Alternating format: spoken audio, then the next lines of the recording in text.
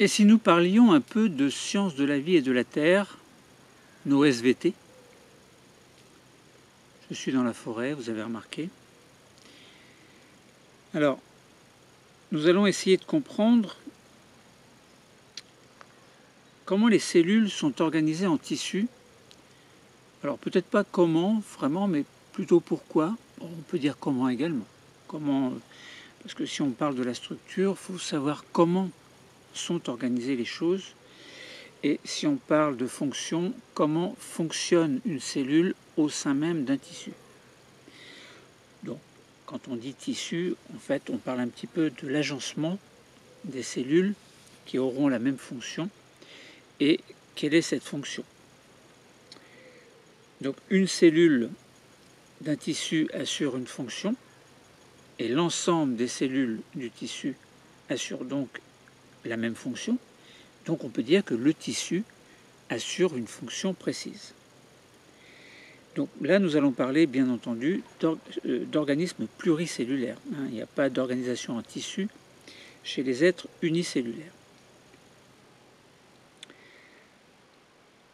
Donc un organe, c'est en fait une structure qui va être assez complexe, plus ou moins complexe. Et on peut se poser la question, comment l'agencement de ces cellules permet-il d'assurer une fonction au sein même d'un organe? Alors, nous pourrions prendre l'exemple du cœur, fonction cardiaque. Quel est le rôle du cœur?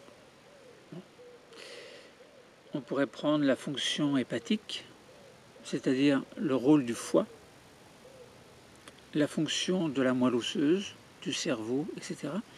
Eh bien, prenons l'exemple de la peau. La peau est un intermédiaire entre l'environnement et le milieu intérieur. Son rôle est donc fondamental. Alors, on peut penser qu'il y a plusieurs rôles, mais l'un des rôles principaux est celui de protéger le milieu intérieur contre des agressions. Alors, les agressions peuvent être de différentes sortes. Ça peut être des microbes, c'est-à-dire ça peut être des parasites, des bactéries, des virus.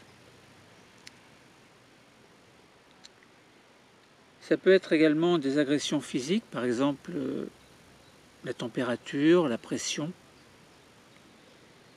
les rayonnements ultraviolets également, les UV, les fameux UV qui sont quelquefois responsables d'un cancer de la peau. Donc cette peau est constituée de deux principaux tissus que l'on appelle épiderme et derme. Alors épiderme, c'est en relation avec l'extérieur, donc c'est la partie superficielle de la peau, épi, donc ça veut dire superficielle en gros, quoi. Et le derme, c'est sous l'épiderme. Donc on aura un rôle différent selon qu'il s'agit de l'épiderme ou du derme. Donc les cellules dans l'épiderme sont agencées d'une certaine façon et dans le derme d'une autre façon.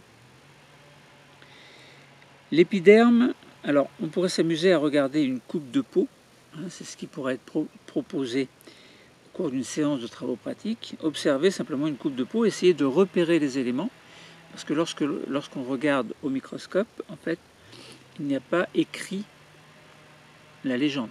Donc c'est à nous de déterminer à quoi correspond telle ou telle observation.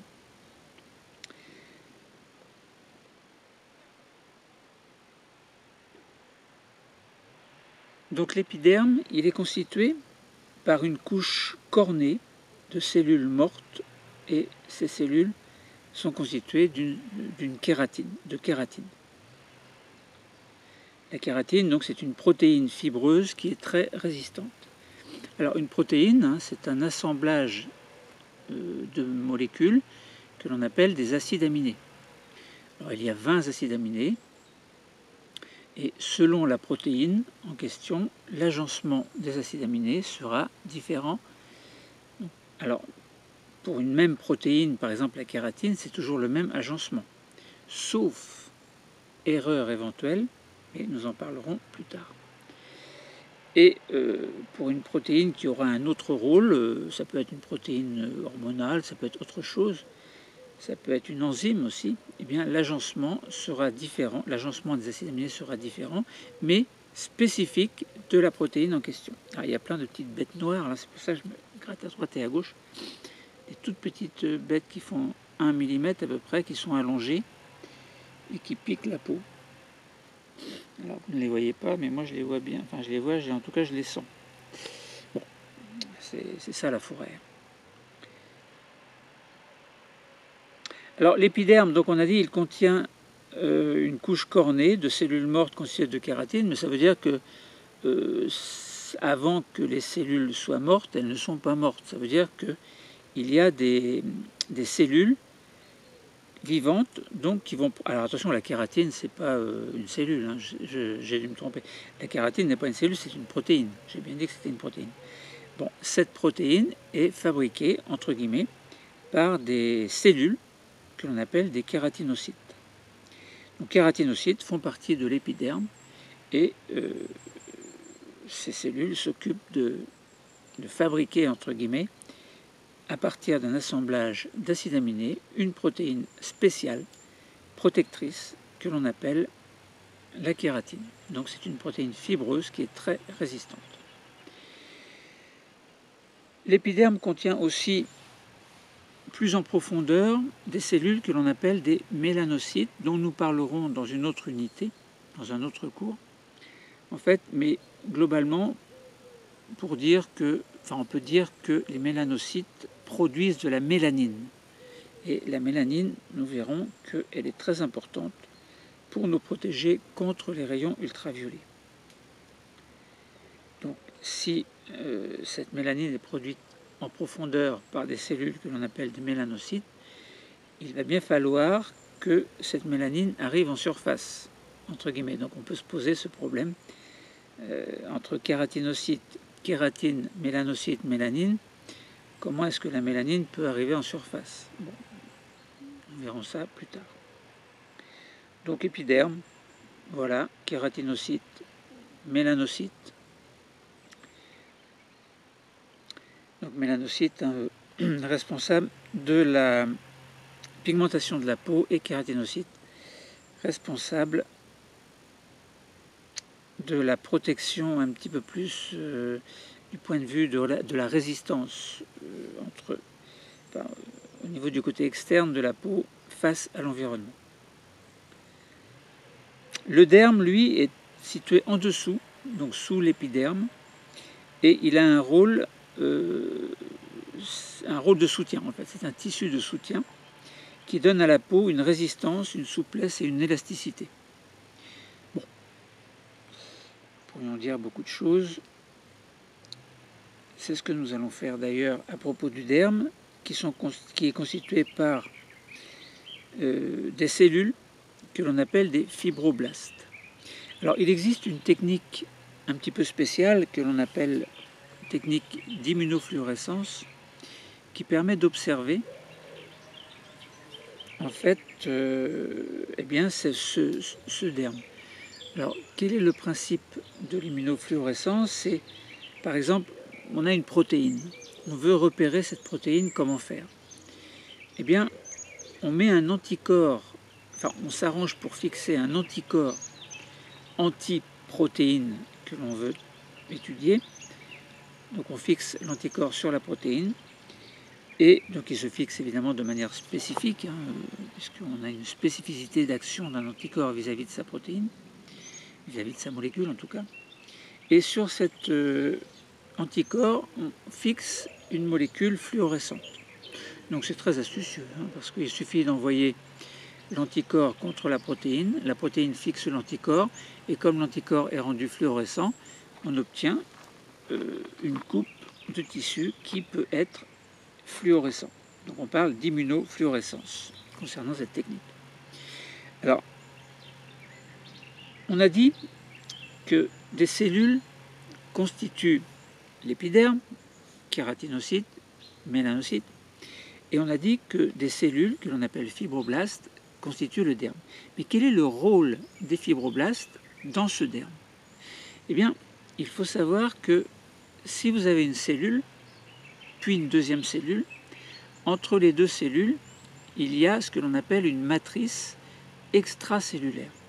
Vous prenez une cellule, l'intérieur c'est intracellulaire et l'extérieur c'est extracellulaire.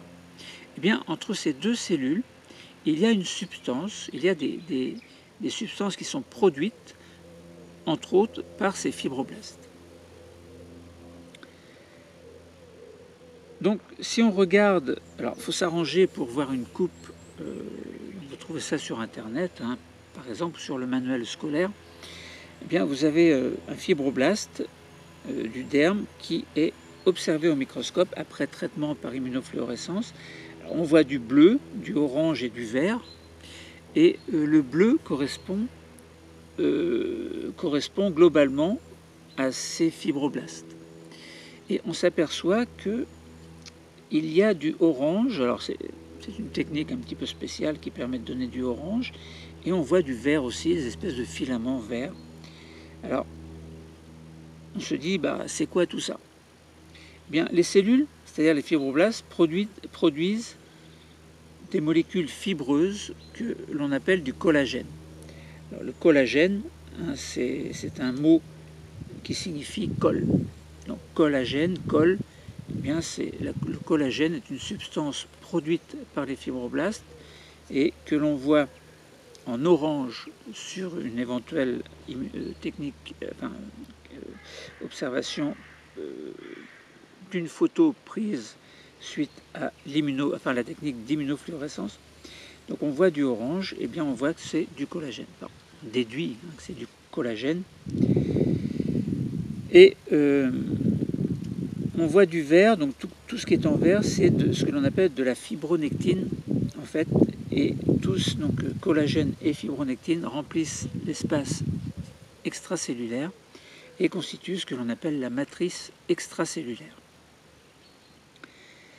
Alors, on peut se dire dans l'épiderme, il y a des cellules, kératinocytes, mélanocytes, mais est-ce qu'il y a une matrice également? Eh bien oui, il y a une matrice, mais nous n'allons pas en parler aujourd'hui. Donc voilà, pour l'être humain, mais c'est également valable pour les mammifères par exemple, hein, il y a une peau, et cette peau est constituée par deux tissus. Un tissu que l'on appelle l'épiderme et un tissu que l'on appelle le derme.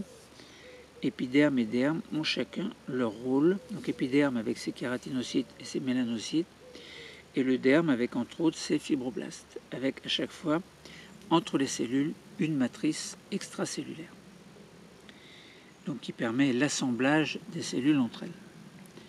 Alors, côté plante, maintenant, on peut se dire, alors, n'oublions pas qu'on parle des cellules et on essaie de comprendre, de voir en tout cas qu'elles sont organisées en tissus, et on essaie de comprendre comment l'agencement des cellules dans un organe permet d'assurer une fonction. Alors, chez les plantes, évidemment, on sait très bien qu'il y a que le pore de la plante possède des racines, des tiges, des feuilles, des fleurs, quelquefois des fruits. Suite aux fleurs, il y a des fruits. Donc on peut se dire, eh bien, ce sont des organes, et les organes, c'est-à-dire un tissu, un ensemble de cellules qui a formé un tissu, va avoir une fonction différente chez les plantes. Pour l'exemple des feuilles, la fonction de photosynthèse assurée par des chloroplastes, photosynthèse dont le rôle est entre autres de produire de la matière organique qui va servir à la plante pour produire sa propre énergie grâce à ce que l'on appellera plus tard, dans un autre cours, l'oxydation d'un nutriment que l'on appelle le glucose. Donc c'est ce que l'on appellera la respiration cellulaire qui permet la production d'énergie. Alors on peut s'amuser à faire au niveau d'une plante, alors on peut prendre n'importe quelle plante, hein, des plantes judicieuses, par exemple ça peut être le poireau. On prend un poireau et puis on peut faire deux types de coupes, alors une coupe longitudinale ou une coupe transversale. Alors, commençons par la coupe transversale. Alors c'est quoi une coupe transversale? Si vous prenez par exemple un tuyau d'arrosage, donc vous prenez un tuyau et vous le coupez, pas dans le sens de sa longueur, mais dans le sens tel que vous allez obtenir un petit cercle. C'est ça, c'est la coupe transversale. Coupe longitudinale, ce sera simplement on coupe dans le sens de la longueur. On longe, donc longitudinale, transversale, transversale. Si vous voyez un arbre, si je veux faire une coupe transversale, je vais couper l'arbre selon cette section. Si je veux faire une coupe longitudinale, je coupe selon la section, donc de haut vers bas, vers le bas ou de bas vers le haut. Donc commençons par prendre une feuille de poireau et faisons une coupe transversale. On l'observe au microscope, on va rechercher les différents tissus. Eh bien, on essaie de comprendre, on essaie de voir, de repérer, et si on ne s'y connaît pas, on s'aide par exemple d'un manuel, d'un document, etc. On voit qu'il y a un épiderme, c'est-à-dire une partie superficielle. En dessous, il y aura un tissu chlorophyllien, dont la fonction sera la fonction chlorophyllienne, c'est-à-dire la production de matière organique, alors avec entre parenthèses un rejet de dioxygène, mais dans ce cas-là, le dioxygène serait plutôt un déchet de la photosynthèse, déchet qui pour nous est très important puisque l'oxygène assure chez nous la respiration cellulaire, donc la production d'énergie dans nos cellules, mais aussi chez les plantes. Enfin, on remarque au passage que les plantes produisent l'oxygène qui va leur servir pour la respiration cellulaire. Bon. Donc voilà, ensuite on voit un petit peu plus profondément un tissu avec des cellules, mais qui est non chlorophylien, donc c'est-à-dire qui n'absorbe pas la photosynthèse. Alors on peut se demander en profondeur le tissu chlorophylien, quel est son rôle. On peut faire une coloration de cette partie avec un colorant spécial, et puis on peut mettre en évidence ce que l'on appelle une paroi extracellulaire, extracellulaire, qui est très rigide et qui est spécifique des végétaux. En fait, nous, on n'a pas de paroi dans nos cellules. Et cette paroi très rigide qui entoure les cellules, donc qui sont une sorte de protection, sont constituées de cellulose. Bon. Donc voilà. Donc, si on récapitule concernant la coupe transversale de feuilles, on voit qu'il y a 3 types de tissus, donc ensemble de cellules qui a une fonction spéciale. L'épiderme qui aura un rôle de protection. Alors on verra qu'il n'y a pas que ça, on verra que l'épiderme est constitué quelquefois de cellules un peu spéciales qui font un trou, une espèce de trou, que l'on appellera des stomates en fait, selon que les cellules s'écartent ou pas, laissant passer l'atmosphère, donc par exemple du CO2 qui va pouvoir entrer pour aider à la photosynthèse, etc. Bon, nous en reparlerons plus tard. Donc on a dit que l'épiderme est un ensemble de cellules qui assure une protection de la plante, un petit peu comme chez nous en fait. Un tissu chlorophylien, donc tissu chlorophylien, c'est-à-dire un ensemble de cellules dont la fonction est la photosynthèse, donc production de matière organique, donc fonction de nutrition évidemment. Et autre tissu qui est un rôle non chlorophylien et qui est un ensemble de cellules qui sont entourées, alors comme les autres cellules aussi, mais là on s'aperçoit que ça forme des espèces de trous. Alors si on fait la coupe transversale, par contre, si on fait la coupe longitudinale, on s'aperçoit que ces trous vont peut-être s'assembler, enfin faire en sorte qu'il y ait un peu comme un tuyau d'arrosage, un tuyau en fait. Donc les cellules seront agencées et peut-être que ça permettra de faire passer ce que l'on appelle la sève. Sève élaborée, sève brute, comme nous en avons parlé dans un cours précédent. Donc voilà pour la courbe, pas pour la courbe, mais pour la coupe transversale. Essayons maintenant une coupe longitudinale. Donc vous prenez une feuille de poireau, vous séparez un petit peu la partie externe de la partie plus interne, et puis vous tirez un petit peu, ça vous donne des espèces de fils, de filaments. Donc vous prenez ces filaments et vous déposez sur une lame, vous mettez une petite goutte d'eau, vous reposez une lame, et non pas une lamelle, et vous écrasez un petit peu. Vous écrasez, et puis ensuite vous retirez la lame supérieure, vous observez au microscope, alors vous pouvez mettre une lamelle éventuellement, et vous observez au microscope cette coupe longitudinale, et vous allez voir, alors vous pouvez mettre un colorant qui s'appelle par exemple le vert diode, qui va donner une coloration verte, et qui permettra de montrer en fait des espèces d'épaississements de lignine qui sont situés dans l'espace extracellulaire. Donc vous avez une cellule, mais dans un espace extracellulaire, il y a des épaississements constitués par de la lignine. Ça forme des espèces de spirales. Bon. Alors, quel est le rôle de cette lignine? Eh bien, c'est de renforcer les vaisseaux conducteurs de sève. Bon. Ce sont en fait, donc ces vaisseaux sont constitués par des fils de cellules qui sont mortes, en fait, mais qui ont gardé, comme nous l'avons dit tout à l'heure, leur paroi. La paroi ne s'est pas désagrégée, et donc de ce fait-là, ça forme un agencement de cellules mortes qui forment un vaisseau. Et ces vaisseaux sont entourés, par exemple, de lignine qui renforce le vaisseau de manière à ce que ce vaisseau soit protégé contre diverses choses qui pourraient l'abîmer. Et ainsi, les sèves brutes et élaborées peuvent circuler, alors pas n'importe comment, hein. Il y a deux types de vaisseaux, il y a les vaisseaux de sève brute et il y a les vaisseaux de sève élaborée. Hein. Bon, nous n'allons pas développer aujourd'hui. Donc là, on voit bien qu'il y a donc des cellules, et donc des espèces de cellules qui assurent une autre fonction, celle de faire circuler les deux types de sève. Donc voilà, on a montré l'importance de l'organisation en tissu, hein, du côté, donc au niveau de la peau, puis au niveau d'une plante, donc chez un mammifère, puis chez une plante. Et la fonction est assurée, on a montré à chaque fois qu'il y avait une fonction relativement précise. Voilà, donc on peut peut-être dire alors quelques mots de plus. Qu'est-ce qu'on pourrait dire de plus? C'est qu'on a parlé de différents niveaux d'organisation, hein. On a parlé de cellules qui sont en général associées pour former un tissu.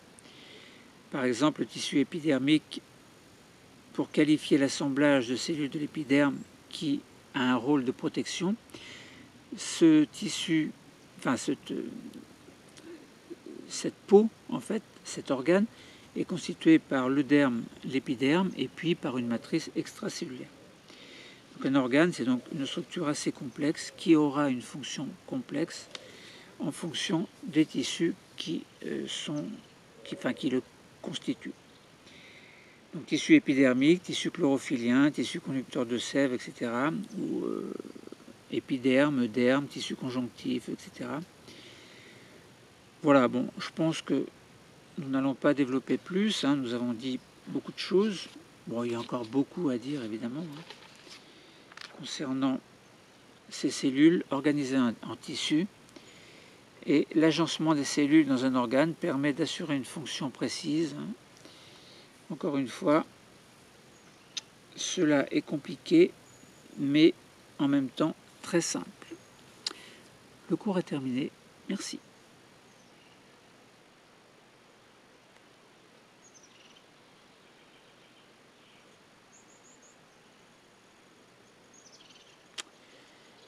Alors c'est bien pratique parce que lorsqu'on fait un enregistrement, donc il y a la caméra ou un appareil photo en mode vidéo et on peut avoir une fonction qui permet, à partir de son iPhone par exemple, donc de gérer l'appareil. C'est ce qu'on appelle le Wi-Fi.